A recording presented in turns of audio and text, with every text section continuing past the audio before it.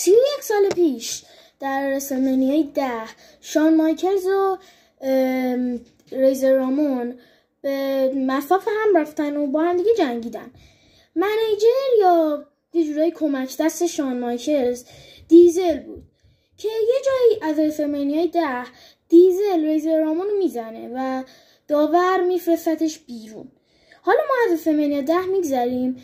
چند سال بعد یه گروهی به اسم NWO به وجود میاد که 2 نفر توش داشته. یه کسی به اسم کوین نش و اسکات هال. اگه برگردیم به گذشته این دوتا، کوین نش میشه دیزل، اسکات هال هم میشه ریزر رامون.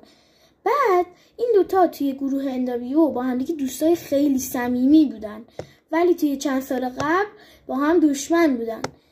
این عجیبه. پس اگه جواب این سوالو میدونی که چرا با هم دوست بودن، یعنی قبلا با هم دشمن بودن و الان با هم دوستن و میدونید، تو کامنت ها بنویسید. خداحافظ.